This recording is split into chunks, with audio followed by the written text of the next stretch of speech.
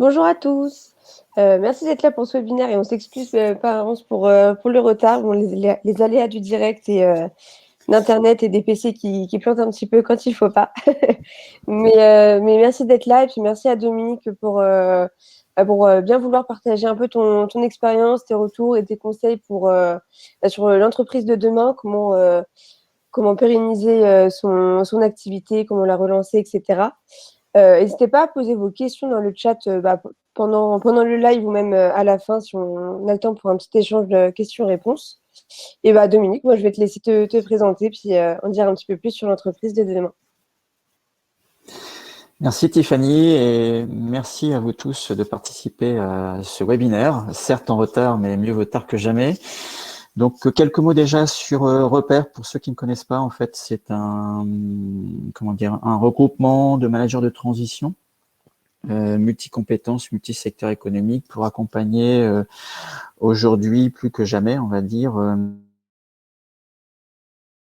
les petites d'activités et surtout pour les transformer, pour être préparés pour les crises à venir. Voilà, en quelques mots, notre laïus. Donc oui, l'entreprise de demain, c'est beaucoup de choses et je souhaitais partager avec vous effectivement à la fois le contexte dans lequel nous voyons les choses et également quelques aspects méthodologiques que nous mettons en pratique avec mes camarades de jeu, donc du pôle repère. Et enfin, si on a le temps, parcourir tout une partie fin des diapositives. Tiffany, c'est à toi pour la planche suivante, du coup. Donc, peut-être effectivement, du coup, passer sur le contexte. Comme ça, on va essayer de rattraper un petit peu le retard. Donc, planche suivante. Alors, le contexte, vous le connaissez tous comme nous, hein. En ce moment, les entreprises, notamment les petites et moyennes, sont dans une problématique de rupture d'approvisionnement, mais également avec des coûts et des délais d'obtention des matières premières, et donc ce qui pose un sérieux problème sur le prévisionnel et donc la visibilité sur le carnet de commandes à court, moyen et long terme.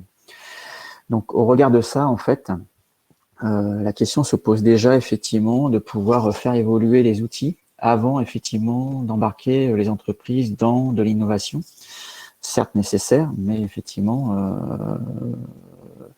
si effectivement ce socle n'est pas présent, ben, je dirais le fait de pouvoir être différenciant sur son marché ou sa filière va devenir très très long. Tout cela s'appuie sur une stratégie. Et souvent, les petites et moyennes entreprises n'ont pas des stratégies établies. Et le but, c'est effectivement pouvoir effectivement les positionner, soit par rapport à leurs fournisseurs, leurs partenaires actuels, leurs clients B2B, comme on le reverra dans la suite de la présentation, mais également par rapport à la concurrence. Donc, planche suivante. Donc, la stratégie d'entreprise, puisque c'est bien par ça qu'il faut commencer pour effectivement établir une feuille de route et un plan d'action, c'est déjà consolider la chaîne de la valeur d'entreprise. Donc, c'est de voir effectivement quels peuvent être les atouts par rapport aux fournisseurs existants dans la filière, c'est-à-dire ceux qui ont réussi à être résilients, pour effectivement, pourquoi pas en faire des partenaires à court, moyen ou long terme. C'est également, je dirais, établir de nouveaux partenariats en aval, cette fois de la chaîne de la valeur, c'est-à-dire pourquoi pas dans le B2B, faire que effectivement distribution actuelle puissent devenir également des partenaires sur, je dirais, l'activité propre de l'entreprise et surtout sur la construction des modèles économiques à venir. Donc les modèles économiques, comme vous le voyez sur la planche, incorporent forcément une notion importante qui est la responsabilité sociétale et environnementale, sachant que la RSE, vous savez comme moi, que c'est également une action qui s'opère en interne, effectivement, au niveau de l'entreprise, notamment par rapport à leurs collaborateurs. Mais je dirais d'actualité. Et ensuite, bien évidemment, une fois que cette stratégie est établie, à la fois sur la chaîne de la valeur et sur cette RSE, eh bien, du coup, on va pouvoir mettre en place un cadre de plan d'action qu'on appelle à 3 ans, Le 3 ans, pourquoi? Parce que dedans, il y a le court, moyen et long terme. Donc, planche suivante, Tiffany. Alors, du coup, au niveau de la stratégie, qu'est-ce que l'on met en mettre en musique ce plan d'action? Eh bien, déjà un état des lieux, ça reste effectivement la règle de base dans toutes les méthodologies et toutes les pratiques que nous exerçons. Donc, c'est ce que l'on verra par la suite autour de différents audits.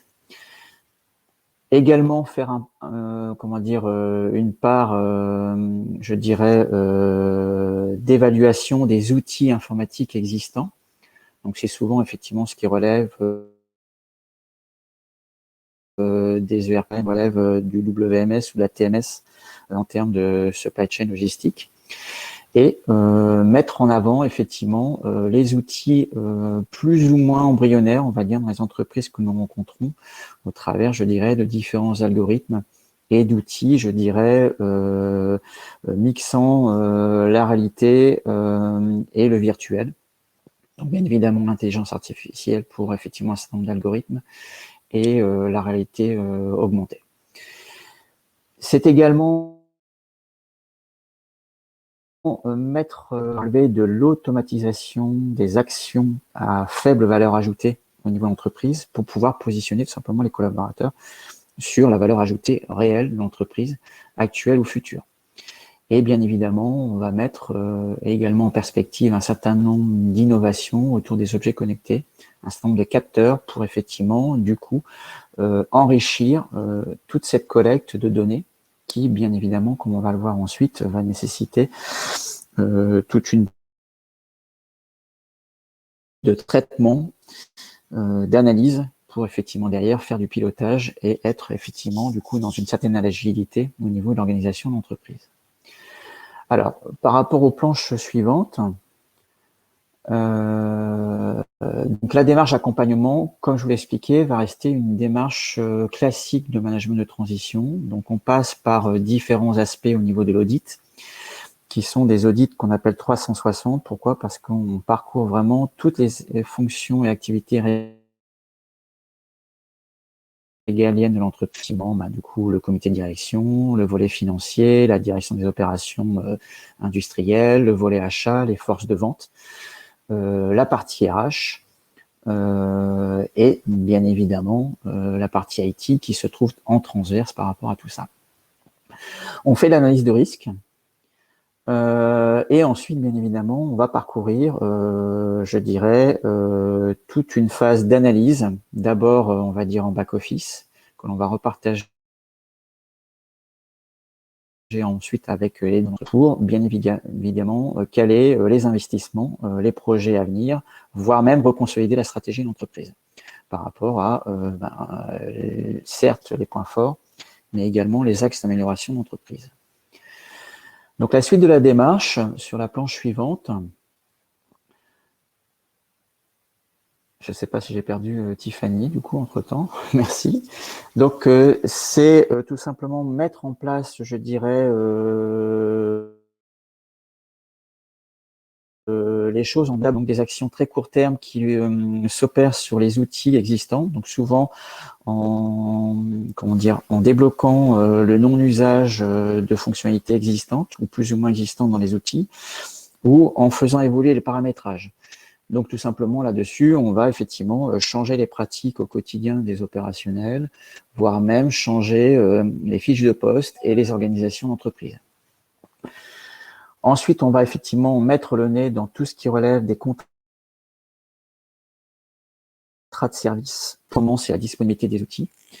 Et le cas échéant, si nouvelles fonctionnalités il y a, si développement il y a sur le moyen et le long terme, eh bien, on va mettre en place, bien évidemment, des pilotes, c'est-à-dire on va passer par des phases préalables avant un déploiement plus ou moins généralisé de nouveaux outils, de nouvelles fonctionnalités. On va être également dans l'amélioration continue, tout simplement au travers effectivement des automatisations mises en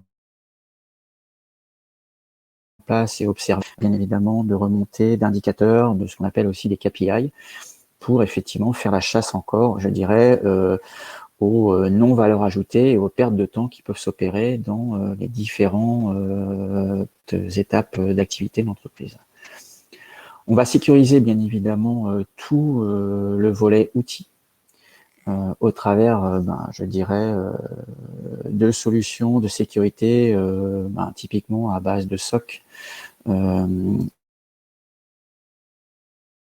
et de plans de reptile, de sauvegarde et de protection, je dirais, interne, externe, en présentiel, c'est-à-dire en physique au niveau des entreprises, ne serait-ce qu'effectivement au niveau des accès, et de vidéosurveillance, par exemple, ou d'alarme.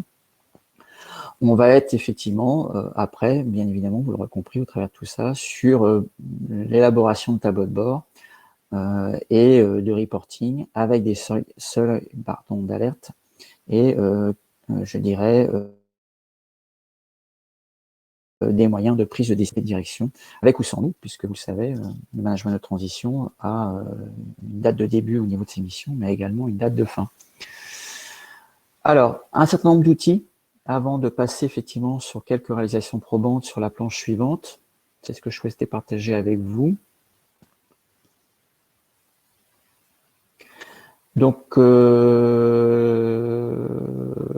alors non, justement non, pas les outils tout de suite. Donc, les cadres d'action plutôt, au travers, je dirais. On privilégie souvent, effectivement, pour répondre aux problèmes, je dirais, d'appro qu'on évoquait tout à l'heure et la mise en œuvre, je dirais, d'outils plus performants sur la partie supply chain logistique, du multi-sourcing et des circuits courts. Donc ça, c'est ce que l'on a commencé à mettre en œuvre, notamment sur la partie agroalimentaire et la partie chimie, par exemple, sur des missions récentes, pour vous donner effectivement quelques éléments en perspective. On définit également, je dirais, ça aide d'ouverture sur la communication et la levée de leads pour tout simplement alimenter le pipe d'un point de vue développement, force de vente, marketing et donc commercial, au travers effectivement des partenariats que j'évoquais tout à l'heure, à savoir l'ouverture effectivement du capital de l'entreprise au travers de ces mêmes partenariats, mais également un multicanal de vente, de portail de type extranet pour la vision de type qu'on appelle maintenant marketplace, et également la valorisation des produits et des offres d'entreprise au travers de l'éco-conception.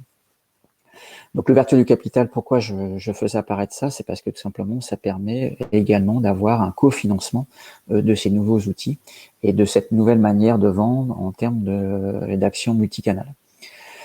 Donc l'automatisation, les investissements, tout à l'heure, l'ouverture du capital s'y prête forcément, mais on s'appuie également, comme on va le voir sur la planche suivante, sur des aides venant aujourd'hui de l'État, de l'Europe, mais également des collectivités territoriales, ce qu'on appelle les régions. Donc ça, c'est ce que vous voyez apparaître dans la planche suivante. Également, on intervient en fait au niveau avoir à la restructurer. Ça veut dire quoi? Ça veut dire se séparer d'un certain nombre d'activités, mais également à l'inverse, l'un n'empêche pas l'autre. Sur une même mission, ça nous arrive de faire les deux, de faire ce qu'on appelle de l'acquisition, c'est-à-dire effectivement de pouvoir au travers donc de la stratégie établie et je dirais du plan d'action associé, notamment sur la diversification d'activités, de ne pas repartir d'une feuille blanche, mais vraiment effectivement de tout de suite, je dirais, de partir sur un chiffre d'affaires de ces acquisitions. Le fond du fond dans tout ça, c'est également d'accompagner les collaborateurs dans une montée en compétences multiples, au travers, je dirais, bien évidemment des outils qu'on a pu évoquer tout à l'heure, mais également, je dirais, d'être sur une agilité de fonction. C'est souvent ça qui est nécessaire dans les PME en termes d'agilité, entre un responsable de quai, un responsable d'équipe, un responsable achat, un business. Il y a effectivement le fait d'être assez pluridisciplinaire dans ces tailles d'entreprise pour effectivement aboutir à une activité résiliente et efficace. Et donc pour ça, ça passe effectivement par des montées en compétences et le fait de pouvoir, je dirais, transposer et garder un certain nombre de savoir-faire en entreprise. Et donc, vous l'aurez compris, le management, du coup, s'en trouve assez bousculé, puisqu'on retrouve tout simplement, au travers de ça, un management qui est davantage collectif, certes dans les OTI, mais on y revient également dans les OTI, au travers, je dirais, d'un rôle mixte, je dirais, de leader, pour effectivement mettre en action de manière opérationnelle à titre individuel la vision que l'on donne et être, je dirais, dans des actions de confiance, de délégation complète au niveau, je dirais, d'un certain nombre de prises de responsabilité dans les équipes au travers de ce type de management qui s'appelle le management inclusif. Justement, puisque j'étais un petit peu rapide tout à l'heure, donc sur les planches suivantes, donc on va retrouver des outils habituels, mais c'est bien de les rappeler. Donc on retrouve toute la lignée du Lean, Lean Management, Lean Manufacturing, également le Six Sigma pour effectivement faire la chasse, je dirais, aux coûts cachés et aux actions à non-valeur ajoutée. C'est également embarquer les entreprises dans de la recherche de certification au travers des modèles économiques actuels ou les modèles économiques à atteindre. Tout simplement être dans leur filière et du coup, vous l'aurez compris, avoir une meilleure notoriété. C'est également mettre en avant, je dirais, la notion de brevet. Donc développer effectivement cette prise de conscience dans les PME. Ils ont un certain nombre de savoir-faire qui effectivement ne sont souvent pas du tout brevetés et donc pas du tout valorisés. Et le but, c'est effectivement d'atteindre cet objectif pour que ça devienne tout simplement le patrimoine de l'entreprise aussi, autant que, je dirais, mobilier ou immobilier d'entreprise dit classique. Donc les aides, j'en ai parlé tout à l'heure, donc j'y reviens pas, puisqu'effectivement, c'est bien ça qui sera la source de financement de toute la démarche, je dirais, d'accompagnement d'entreprise et d'investissement et de mise en œuvre d'outils innovants. Donc quelques retours d'expérience peut-être à partager avec vous dans les planches suivantes. Alors du coup, Tiffany, on va passer directement au Retex 1. Donc c'est une entreprise qui intervient tout ce qui est analyse médicale et don d'organes.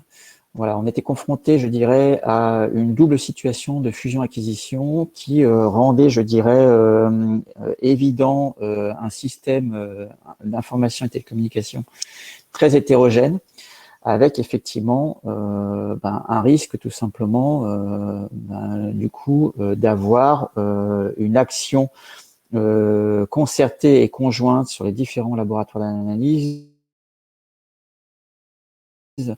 tout simplement, comment dire, inefficace, voire, je dirais, problématique. Donc, du coup, les actions qui ont été menées ont consisté tout simplement à auditer les parcs informatiques et télécoms existants pour pouvoir, derrière, vous l'aurez compris, comment dire, donner des préconisations en vue de faire converger tous les sites sur une même méthode de travail avec les mêmes outils. Et donc, forcément, derrière, vous l'aurez compris, du coup, une opportunité, effectivement, par le volume qui était consacré, de pouvoir, je dirais, diminuer tout simplement les coûts de structure au travers de contrats cadres et de contrats de service. Donc, du coup, les économies effectives au niveau donc du volet informatique et télécom ont été assez drastiques, hein, puisque effectivement, sous un an, on s'est retrouvé avec effectivement un OPEX qui a diminué de 40%. Ensuite, qui ont été traités avec une meilleure performance du fait qu'effectivement tout était mutualisé au niveau opérateur télécom comme opérateur SI, notamment sur le volet cloud. Et enfin, une augmentation de la performance au niveau du plateau clientèle sur la gestion des appels entrants-sortants de cette structure pour pouvoir effectivement être plus réactif en termes de résolution des incidents, et on a réussi même effectivement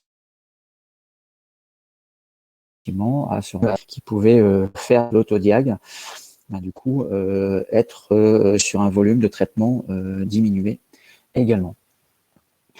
Voilà pour ce premier retour d'expérience. Un deuxième retour d'expérience derrière dans encore un volet télécom, mais c'était bien de le préciser, c'est que les opérateurs sont un peu comme les cordonniers, c'est pas forcément les mieux chaussés. Et la problématique était tout simplement de pouvoir avoir une force de libre en ayant, je dirais, un usage alors je sais pas, j'ai peut-être eu une coupure, c'est ce que j'ai vu à l'écran, je sais pas si vous m'avez entendu jusqu'au bout. En tout cas, la communication semble rétablie, donc du coup je reprends. Donc d'être crédible en démontrant tout simplement l'usage au quotidien par la force de vente de l'opérateur des offres tout simplement que l'opérateur a à vendre auprès de clients de type entreprise. Les actions à mener ont été tout simplement de mettre en œuvre tout simplement cette mobilité, je dirais, des outils des forces de vente au travers d'un réseau mobile, vous l'aurez compris. Et du coup, derrière également, de développer des services web, en plus des services CRM ou ERP en mobilité. Donc, une conduite du changement derrière, et également un pilotage sous forme de contrat de service avec les différents prestataires pour s'assurer que pouvait se retrouver efficace et pérenne. Donc les résultats obtenus ont été tout simplement un meilleur, je dirais, taux de traitement des commandes par la force de vente de l'opérateur par rapport aux clients entreprises cibles, et également, comment dire, un plus grand volume de traitement au niveau de cette même force de vente. Et du fait effectivement d'outils en mobilité, une moindre perte de, je dirais, le présentiel chez le client ou la prospection chez le client et le présentiel au bureau, et du coup une satisfaction collaborateur qui est également en augmentation significative. Encore une relation probante, mais cette fois dans un secteur totalement différent, le secteur de la mécanique de précision.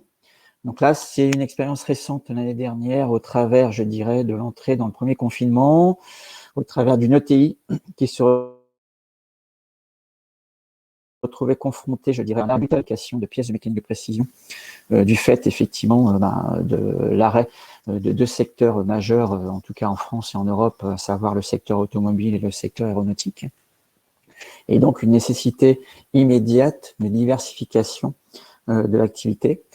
Donc, une stratégie entreprise qui, de fait, a évolué au travers d'une opportunité de pouvoir proposer, je dirais, une activité de pièces de mécanique de précision gérée par effectivement une collectivité territoriale. Depuis, cette activité s'est généralisée. Et je dirais, c'est ce qui fait maintenant, je dirais, une grosse partie, pour pas dire une majorité du chiffre d'affaires de l'entreprise, avec bien évidemment, et c'était préférable aussi pour eux, un retour aussi de l'activité de pièces de mécanique venant des secteurs aéronautiques et automobiles. Dernière expérience, c'est dans le stock. Donc là, pareil, une expérience opérée lors du début de la crise sanitaire en 2020. Des horticulteurs qui étaient effectivement dans l'absence d'outils, on va dire IT innovants en tout cas pour eux, pour pouvoir, je dirais, avoir une autre opportunité de distribuer leur production horticole. Puisqu'effectivement, les livraisons, je dirais, des grands donneurs d'ordre, des grosses franchises étaient tout. Donc, il fallait pouvoir être en capacité d'organiser un certain nombre de briques d'e-commerce pour diversifier les canaux de distribution, de communication et d'être tout simplement dans ce qu'on appelle du circuit court. Donc, fort de ce constat, je dirais les premières briques d'e-commerce, à savoir du site web, un bout de RP, de CRM et de gestion logistique ont été mis en place pour les premiers horticulteurs qui ont été mis dans un statut de coopérative. Pourquoi? Tout simplement. Pardon, excusez-moi. Et derrière, je dirais, le chiffre d'affaires est remonté en flèche, et ce qui a permis, je dirais, même de dépasser les objectifs prévisionnels de 2020 par rapport à l'année précédente, malgré la crise. Et du coup, vous l'aurez compris, fort de ce succès, eh bien, d'autres horticulteurs ont rejoint cette coopérative, et ce qui permet, je dirais, d'avoir un cercle vertueux de financer, ou en tout cas de cofinancer, des briques d'investisseurs, je dirais, gestion des commandes ou suivi des commandes de bout en bout, et je dirais un traitement automatique d'un certain nombre de fonctionnalités, comme notamment le recouvrement des factures. Voilà, j'en ai fini au travers de cette présentation que j'ai jugé bon d'accélérer, et veuillez m'en excuser du fait de la prise de retard au départ lors de, je dirais, du démarrage de ce webinaire. Et maintenant, je suis à votre disposition pour échanger et répondre à vos questions. Merci beaucoup, Dominique. Excusez-moi pour ma petite voix. Donc oui, si vous avez des questions, n'hésitez pas, c'est le moment. Mais en tout cas, merci beaucoup, Dominique, pour cette présentation. Et je trouve que c'est toujours bien d'avoir des exemples concrets avec les rétex que tu as pu faire. Et pour le retard, bon, ça arrive à tout le monde. Et puis voilà, c'est les aléas du direct, du réseau, etc. Alors, je vois pas de questions pour l'instant. J'en vois pas dans le chat non plus. Mais bon, s'il y a des gens qui veulent à la limite prendre la parole, je sais pas comment, Tiffany, tu vois les choses pour effectivement me poser une question en direct live, comme on dit, il n'y a pas de souci. Mais n'hésitez pas, oui, si vous avez des questions, à vous les poser dans le chat. Sinon, je vous invite sur scène pour la poser directement. Si vous voulez, je sais pas. Dominique, est-ce que je pourrais leur envoyer la présentation? Oui, il n'y a pas de souci. Voilà, c'est à disposition pour un échange peut-être après aussi. Voilà, mes coordonnées sont à la fin d'ailleurs, puisqu'on n'a pas passé la dernière planche. Et donc, vous aurez tout loisir, soit par Tiffany ou soit par les coordonnées que vous voyez sur la dernière planche, de pouvoir échanger en off, pourquoi pas, après ce webinaire. Voilà. Ça marche. Le replay sera toujours disponible. Moi, je pourrais vous renvoyer du coup la présentation avec les contacts de Dominique. Et donc, vous pourrez reprendre contact avec lui pour échanger plus tard sur peut-être sur des rétextes aussi que vous avez pu faire ou sur des problématiques que vous rencontrez actuellement en mission, par exemple. Chacun a ses retours d'expérience et c'est bien d'échanger sur nos retours d'expérience respectifs. Je pense qu'on est à plusieurs, on est meilleur, comme on dit. C'est ça. Et puis je voulais aussi également, du fait peut-être de la faible audience aujourd'hui, voilà, m'excuser, je dirais, de l'annulation de mardi de la semaine dernière. Voilà, mais j'ai eu vraiment un empêchement à titre personnel, voilà, qui m'a obligé, je dirais, d'annuler assez tôt, malgré tout, la session de mardi. Il n'y a pas de souci. Le 6, hein, c'est ça, hein, le 6 juillet, tout à fait. Ça arrive. Et puis, je pense qu'on a tous hâte de pouvoir refaire des événements en vrai, pour se rencontrer. Oui. C'est ça. Alors après, avec la 4e vague, on ne sait pas trop comment ça va se passer, mais bon, on verra. C'est vrai. Essayez de rester un peu positif. C'est ça. Et pragmatique surtout. Comme un peu ce que j'ai pu échanger avec vous dans ces quelques planches. S'il n'y a pas de questions, on va vous... On va clôturer alors du coup, c'est ça? Je pense qu'il n'y a pas de questions pour l'instant, donc on va pouvoir... je vois une Aurélie, voilà, qui est encore connectée. Je ne sais pas si elle nous entend. Et puis sinon, je crois qu'on n'est que nous deux. Voilà. Donc, ah non, il y a un Youssef aussi qui revient de temps en temps. des problèmes de connexion peut-être aussi. Bien, en tout cas, ravi aussi pour moi, voilà, d'avoir pu m'exprimer, et je remercie encore à Cherry Peak, effectivement, de m'avoir offert cette tribune. Et voilà, je me tiens à votre disposition aussi plus largement pour pouvoir aussi co-animer ou peut-être participer avec un rôle un peu plus en retrait sur d'autres thématiques, si vous le souhaitez. Ça marche. Ok, bah merci Aurélie, merci Dominique, et puis je vous souhaite à tous une bonne journée, bon appétit, parce que ça va être l'heure de manger. Et, oui, bon et oui, après-midi à tous, et puis un bon 14 juillet également, par la même occasion. c'est ça, bon 14 juillet aussi. Bah, merci beaucoup à tous et bonne journée, au revoir. Merci, au revoir.